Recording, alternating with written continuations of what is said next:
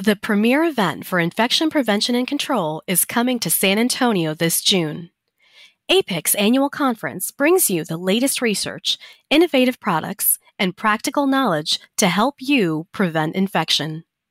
From inspiring keynotes to thought-provoking panel discussions, APIC 24 curates an extraordinary platform for knowledge exchange. Meet IPs from around the world who face the same daily challenges as you. If you work in infection prevention and control, you don't want to miss this event. Learn more and register to join us, in person or virtually, at annual.apic.org.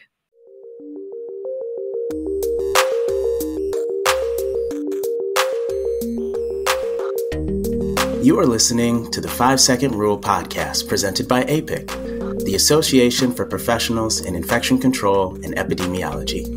This podcast is produced by the APIC Communications Committee and is intended to be a conversation between our hosts and professionals practicing in the infection prevention and control industry. You will learn and be entertained, but most of all, we hope you will be inspired by our community and the work of our peers. And now, on to the show. Welcome back to the 5-Second Rule podcast. We are your hosts. I'm Kelly Holmes, and my preferred pronouns are she, her. And I'm Lerenza Howard, and my preferred pronouns are she, her. Today, we wanted to highlight a successful mentor-mentee relationship and what a snapshot of that can look like within the infection prevention profession. So today we have with us two guests, and I'd like to introduce Sheri first. Sheri Ives has been with the Virginia Department of Health since May of 2020. Where she's the Southwest Regional Infection Preventionist. She brings over 30 years of healthcare experience and leadership to the Department of Health in Virginia. And next is Jennifer Justice, who is also with us today. Jennifer has been with VDH since November of 2021. She is a mentee on the Southwest Regional Infection Prevention team and brings over 13 years of healthcare experience to VDH. Welcome, Jennifer. Thank you for having me. Thanks, ladies. So get us started and tell us a little bit about the Virginia Department of Health infection preventionist role. So in VDH, the IP role is a bit different. The perspective is a bit different since the focus is responding to HAI outbreaks, MDRO responses, and really trying to prep the facilities by assessing their infection and prevention programs. We support any healthcare congregate care setting in the state. That could be long-term care, SNF units, correctional facilities, acute care hospitals, anything that is an aggregate or congregate care setting, we support those. And so we partner with all types of healthcare and congregate care settings across the Commonwealth, providing infection prevention expertise in both a proactive or preventative way, and then in a reactive capacity should they have issues that need immediate attention. So we work proactively to assess the facility's existing infection prevention and control programs. We identify the strengths and opportunities for improvement. And then we also work reactively during investigations, outbreaks, in all healthcare settings to provide recommendations and mitigate really the spread of disease and illness. Jennifer, I noticed, you have 13 years of experience, but now you're moving into this VDH IP role, and you've been in that role for a little over a year. And so I guess, what infection prevention experience are you learning in this role that you're applying to the VDH setting? Well, being involved in the IP program, I've been able to experience multiple different healthcare settings, whereas before I was just in one setting. Each one is unique in its own way, and I've been able to see firsthand how the infection prevention and control program assists these facilities in improving on their infection preventions. That's so amazing. This program sounds amazing. And one of the aspects, as we previously noted, is that there's an IP mentor program. And I definitely fervently believe in having a mentor. And I know and understand the benefits of having a mentor. So, Sheri, please share the backstory as to the inception of this IP mentorship program. Sure, this is a program we are so very proud of. I think the original vision was to really come together to augment and supplement infection prevention and control throughout healthcare and congregate settings within our own organization, since all we found out pretty quickly we're lacking. I think COVID really highlighted this in a very big way. IP was not top of mind in most settings, and we realized really quickly we just didn't have the resources to cover the needs that were there. So with the Mentee program, we get the bonus of training these individuals to help assist us in covering the services and really just augmenting and expanding what we can do. And we also get the bonus of another set of eyes and their perspective they bring from a whole entire different career path. They have so much opportunity to provide support to the IPs and the facility. The overall program really just supports healthcare settings, and they also assist in multiple trainings, education, fit testing, ATP testing, direct observations for PPE, hand hygiene, all those critical things that really need to be done well. And we also provide latest guidance. And some facilities provide infection prevention and control best practices. So this program, from its inception until now, has really grown. And I think we've been quite successful in being able to cover more areas and meet more needs because of the Mentee program. You brought up an interesting point regarding the fact that you bring in individuals that come from various backgrounds. And I'm pretty sure many of us have heard about the necessity to expand our recruitment of infection preventionist professionals because, of course, initially it was geared towards nurses, and now it has expanded to including medical technologists and other healthcare professionals. So from your purview, how has that found its way within your IP mentorship program? What way do you recruit individuals from a plethora of backgrounds? Well, we are also blessed to have a regional containment team with a varied degree of backgrounds. And so that's the pool that we originally take from. We have everything from nurses to pharmacy techs to laboratory people to folks with public health backgrounds.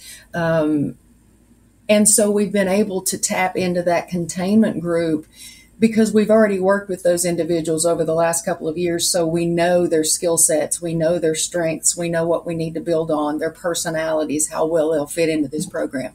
So every mentee that we've had so far has been pulled from that regional containment team. So now that you have the inception of this program, what are some of the attributes or characteristics that you have recognized that would define a good mentor? And Jennifer, why don't you share your thoughts with us first, and then Sheri, we'll see what you think as well. Sure. Having the patience and the willingness to allow myself as a mentee to learn as well as assert my input in the field when we're out on a site. Sheri definitely does value my opinions and my perspective. Coming from a lab background, a former OSHA safety officer, I'm able to bring different perspectives and input based on the former roles that I've had. And she definitely allows me to do that and have input. Great. And Sheri, what characteristics have you identified that would make a good mentor? So I've been blessed throughout my career to have many different mentors. So I base this really on my own experiences with both current and past mentors. And I think, as Jennifer said, having patience, having no assumptions of their knowledge level, understanding their learning style, what's their learning style, their work style, building that trust relationship. That is key and critical. They have to be able to trust me and the other members of the team that we're not going to steer them wrong. We're going to lead them down the right path. And that they have the freedom to ask whatever questions they want. It's a safe space. if they don't know, I expect them as the mentor to ask. That's one of the rules. If you don't know, you ask. And there's no wrong answer. There's no stupid question. So I think it's very critical that you also listen to them, listen to their feedback, what went well, what did not go well, value their experience. I've learned so much from her as a mentor. So I think just all of those together bring about a good mentor-mentee relationship. I love that. And I love the culture that you've created where you're able to embrace the I don't know. And yeah, because I think as the mentee, sometimes things are explained to you and you don't quite understand what the person is saying. So it really is up to you to say, hey, I didn't get it the way that you explained it, but allowing Sheri as the mentor, you're empowering them to do so. So I think that is very powerful. Sheri, how many people do you mentor at one time? Is this a one-on-one kind of thing, or do you have multiple people that you're mentoring? Yes, currently I have Jennifer is the senior one, and then I have one more that just came on a couple of months ago. So she travels actually with Jennifer and I, and Jennifer's actually sprouting into the mentor role herself, which just thrills me because she knows what it's like to be starting out as a new mentee. So she's kind of hovering over the new one and guiding her through. So that certainly makes me very proud. But as of right now, I have one full-time, which is Jennifer, and then a new one that just started. And she's in the master's program for public health. So she's probably doing 20 hours a week with us at this point. Wow, that's awesome. Very cool. Definitely. And the aspect of having a program whereby the mentee matriculates into the mentor, I think that is an important aspect of such a program.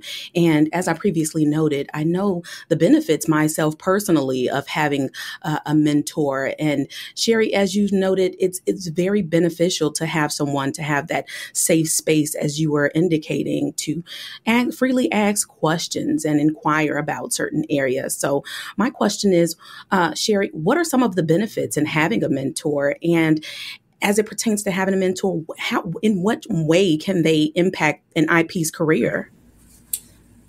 Sure. This is one of my proudest areas and moments here. One of the greatest benefits we've experienced is that through this program, 3 of our previous mentees have gone on and assumed other full-time roles in VDH, not necessarily IP specific, but they've assumed roles in environmental specialist, occupational health, and emergency management, which all touch infection prevention and control.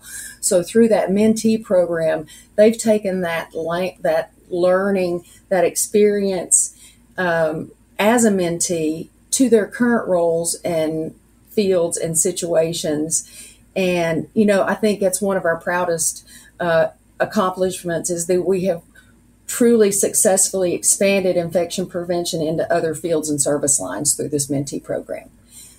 This program highlights the relationship building with our healthcare partners as well. It facilitates collaboration with both our internal partners, VDH, and all healthcare settings across the state. So it's really one of the most rewarding roles I've ever had. And I feel there's an impact being made with this program that,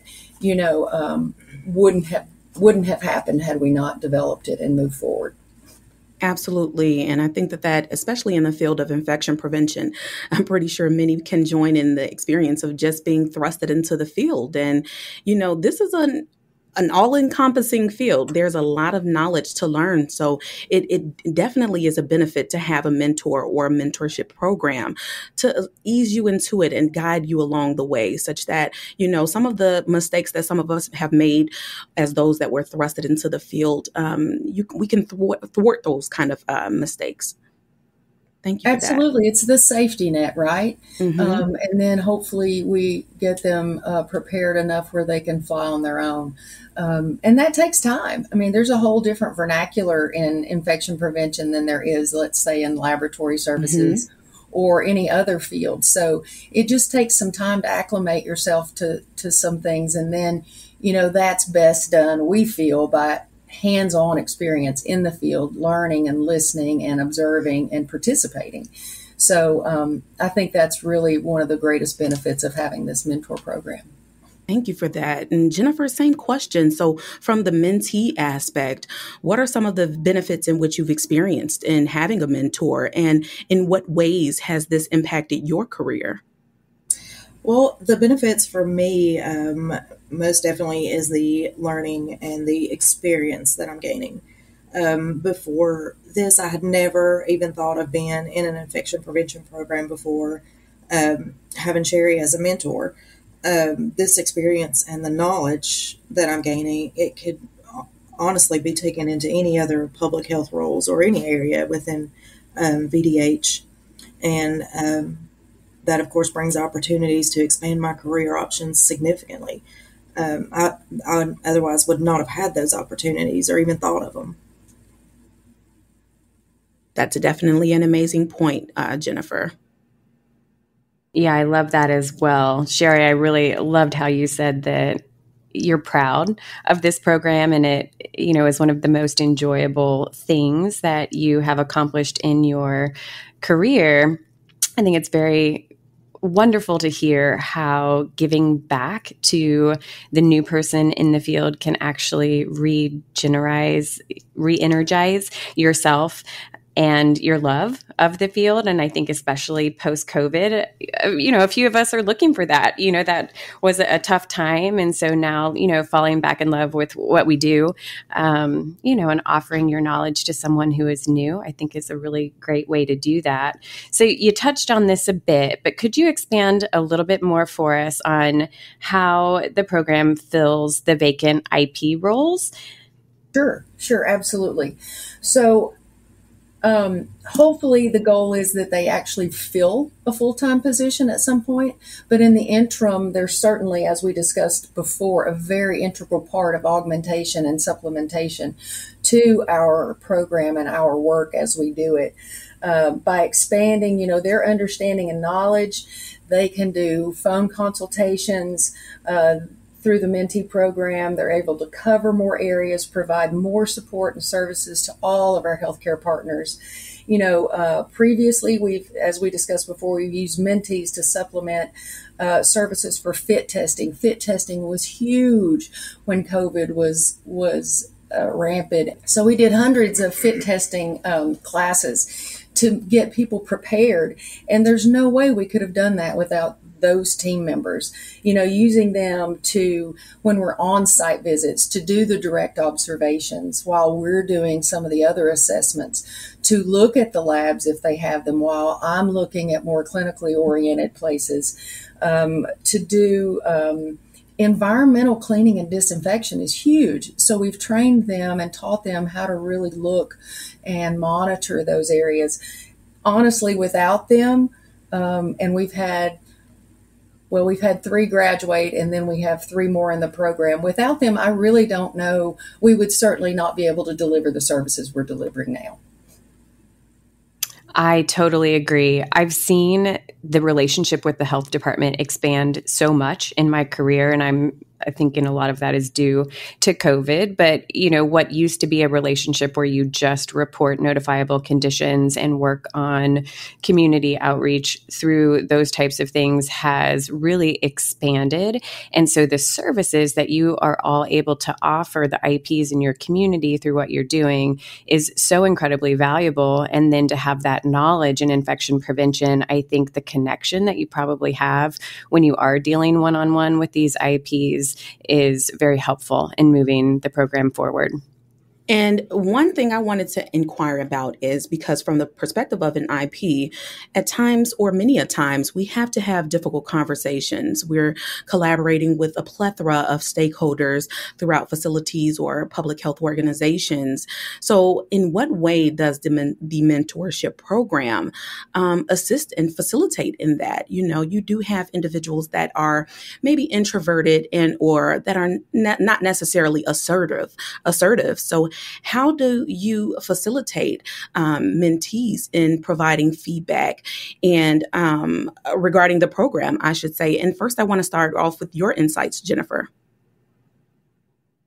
Well, I think with Sheri and I, we have very different work styles. Sheri is very strategic, methodical, and with me, I'm more detail and task oriented. We definitely learn from each other and we build from each other's work styles, and I think that works for us.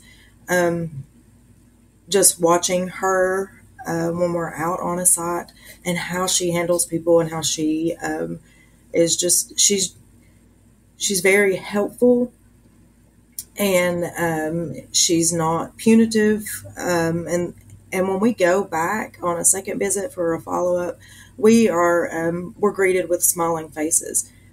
These people are happy that we're there. They know that we're there to help them, and just watching her and how she handles herself is, I think that we work very, very well together, even though we're very opposite when it comes to people.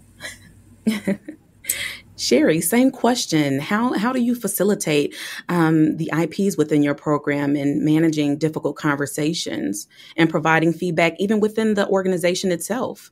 Absolutely. Well, we have had some pretty rough visits. And when I say rough, I don't mean, rough in the manner that they were rude or whatever, but some findings that really needed to be addressed immediately. So, I think going about that and how you provide productive feedback without being threatening is critical, because if you go in there and you're berating to them, number one, they're not going to take your feedback. And number two, you're never going to get back in that building again.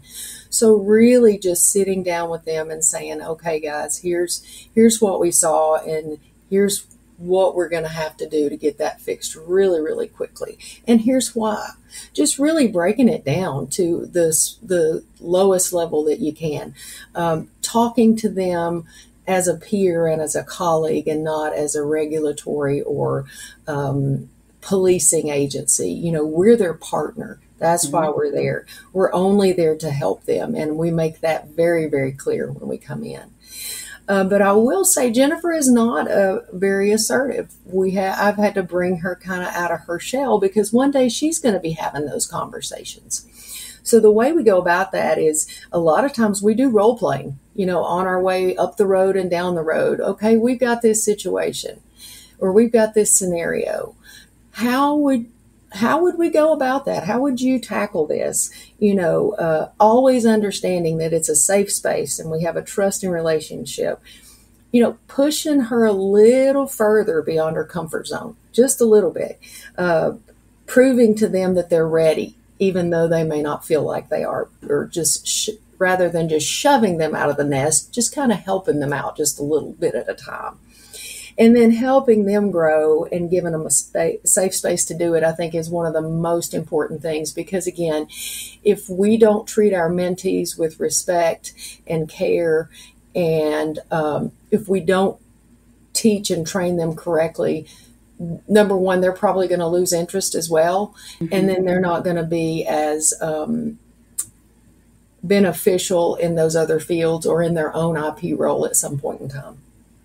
Definitely, Sheri. And the points in which you made is very key in doing away with that notion that we are the IP police, even within organizations, and more so coming at it from that approach of being a partner.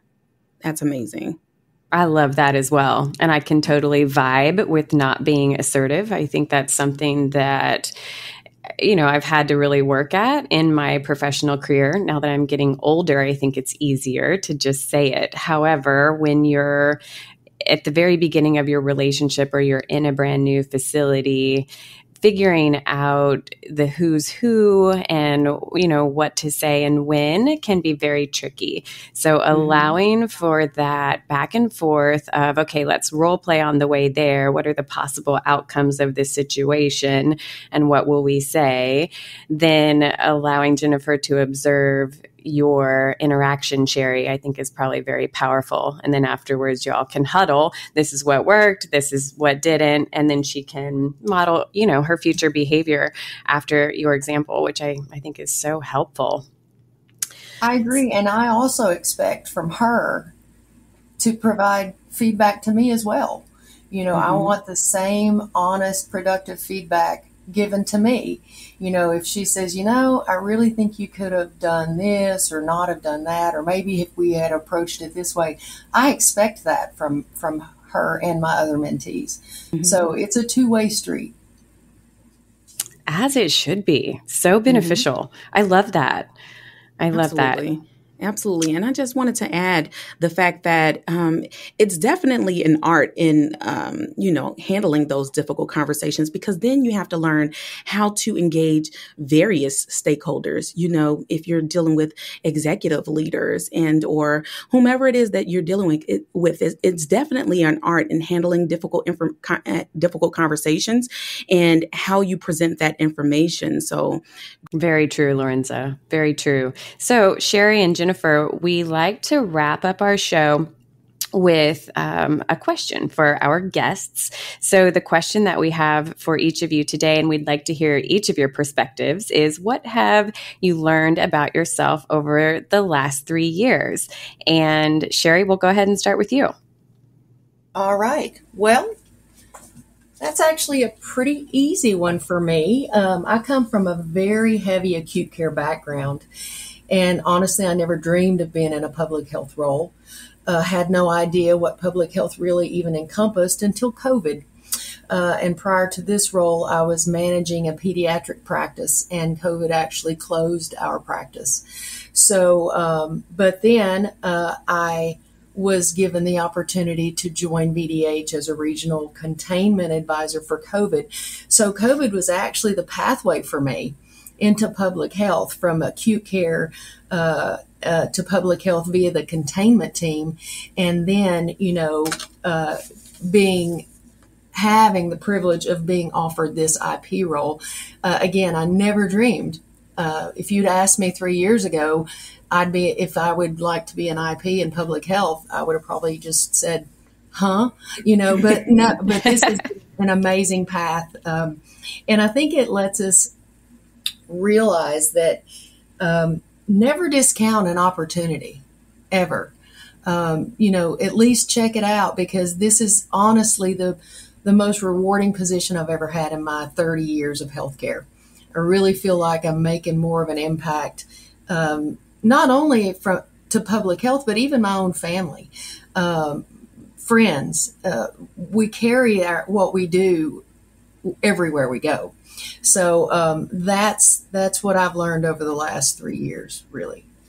Oh, I love that, Sheri. When you're happy at work, it bleeds into all the other aspects of your life. And absolutely. I am so happy to hear that has been your experience in the last 3 years. It's actually very uplifting. So, Jennifer, same question. Well, like Sheri, I also came to VDH with a healthcare background.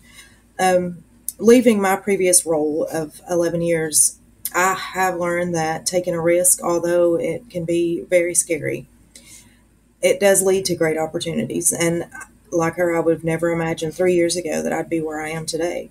And that's making an impact on lives of so many people through infection prevention.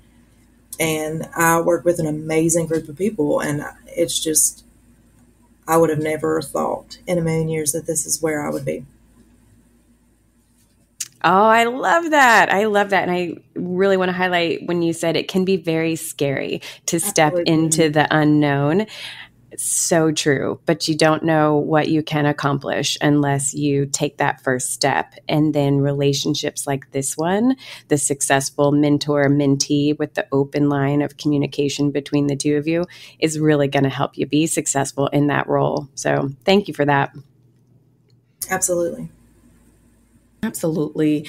Jennifer, Sheri, thank you so much for your time. Mentorship is definitely an area of passion for me. So this conversation with you all was just rewarding. And I hope that other organizations, based on this conversation, can see the need and or the benefits of having mentor-mentee relationships or within infection prevention programs. So thank you for joining us today.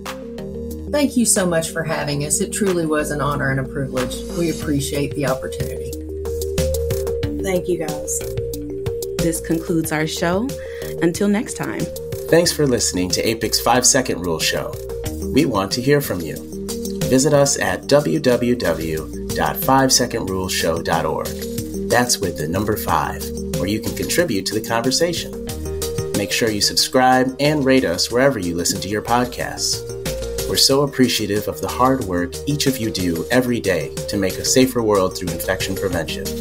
Remember, IP stands for Important Person. You are awesome.